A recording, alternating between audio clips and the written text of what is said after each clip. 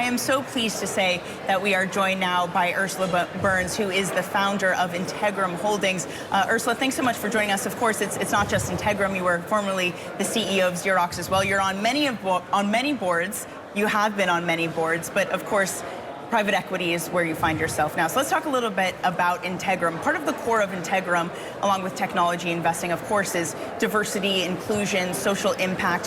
What does it mean to have this at the core of a firm versus a lot of private equity, which kind of tacks it on afterwards? Yeah, it's a great place to start. First of all, I formed the firm with two other partners. The three of us were kind of like, let's say, mid to late mid-career. We had already done a whole bunch in our lives, and we found ourselves thinking about what we could do in the future. And what we thought was to try to actually change a little bit of the way that business building is done today. Business building is done largely in PE and VC firms.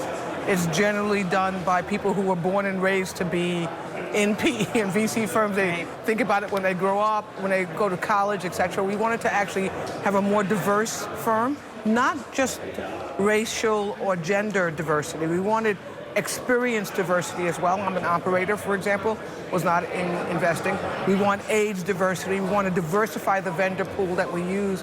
Everything. We wanted to start from scratch, build a firm that had nothing before. Literally the offices that we go in, who provides our copying machines, everything. It's broadening the access to people who were not in before. Right. Diversity, equity, and inclusion is not an afterthought. It's not the kind, we're not taking something that's already running and trying to contort it to be diverse or equitable. We're trying to build it from the bottom up, and that's the difference, I think, with Integrum. Right. And it's important that we're not a diversity firm. Right. We're an investing firm. We're going to be as good or better than investing firms out there. Certainly. We just want to do it in a different way. And it's a competitive environment out there right now. Absolutely. Of course, you started earlier this year. How have you found it so far? How has the environment been on this project that you've embarked on? Yeah, it's really interesting that, because of the approach that we're taking, our ability to get talent into the pool of people that we're looking at is amazing. So young talent, we're a small fund, $1 billion, small compared to the world out there. And so we bring people in who can work on things with us from the beginning. So they literally, younger people, mid-career people, and senior people actually all engage around deals, all engage around staffing the organization, all engage in building the fund. So we found access to talent to be very, very good. It's a problem that other people are dealing with and struggling with. Fortunately, we're only hiring 10 to 15 people, not hundreds and hundreds, because that is a challenge. Talent is a challenge in the world today. Right. Well, I mean, it's interesting you say that we're not a diversity firm, because unfortunately, often in this world, when you have a diverse firm, sometimes that's the label that gets put on it. I mean, unfortunately, you look around at a conference like this and you see that it is mostly white and it is mostly male. Why is this industry having such an issue? What are they getting wrong that this diversity question is very far from being solved? It's interesting. I think that they're getting the same things wrong that public companies got wrong for many, many years. I say that they're one cycle out. They're one cycle behind, and they have to get on it, because you said it. I'm sitting in the hallway here, and I think I'm the only person of color that I've seen, and there are very few women around. This is not sustainable, obviously. All studies, the facts are already in. The die has been cast. You're more innovative, you have better results, you're more future ready if you are diverse. You serve more people if you are diverse.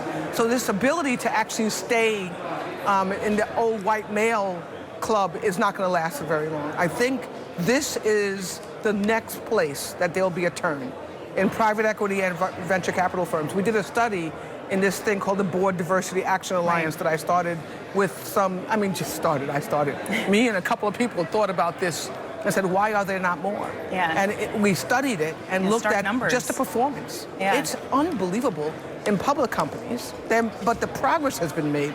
In private firms, and PE firms and VC firms, it's an embarrassment. It is an embarrassment. Literally, you couldn't design a less diverse set of firms. And that's what we have. The good news is that the owners and the founders and the principals of these firms know it, and they're starting to change. It's just taking a lot longer than it should take. Ursula, every journey starts with a single step, so we wish you well with that. And progress, as you say, needs to be made. Can I talk a little bit about something else that may not be sustainable as well? And that is the current valuation picture. We've just seen a super hot inflation number out of the United States. Rates are expected to go higher. What impact do you think higher rates are going to have on the private equity industry and the valuations that are currently being ascribed to assets? And I think that right now we are in a superheated mode. We've been there, unfortunately, for probably 5 to 7 years, and it's just not cooling down at all. Every year that we think something is going to impact it, we thought the pandemic would. Actually, it's come out of the pandemic even hotter than before. So in normal times, I would say that inflation would have a negative or a chilling effect, but I'm not sure that that's going to be the case. We've been riding a wave, we meaning industry, right? Investing has been riding a wave for 15 years now that literally something has to stop it, something has to adjust the valuations, because now they're at the point, anything that's called tech-enabled, that trades on, I love this, trades on multiple of revenue. They have a multiple of revenue.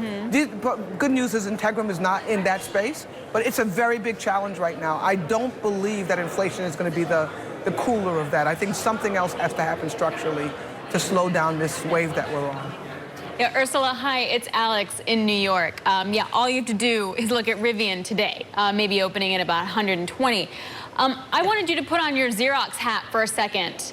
Yesterday, we saw the breakup of GE spinning off into 3 parts. You ran a huge company, and you made acquisitions as CEO of that company. Do you feel like the era of the big conglomerates in the U.S. is over? And what does that do for competitiveness for U.S. business?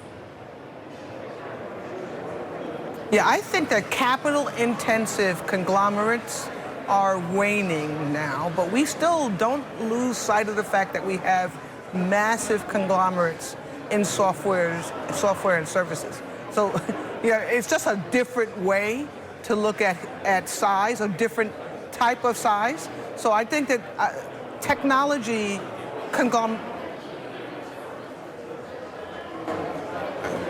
conglomerates on capital-intensive business, I think, are slowing down, but on tech businesses, I think not. Thank you so much. We really appreciate your time. Ursula Burns, Integrum founder, and Bloomberg's Danny Berger, thank you for bringing that interview to us as well.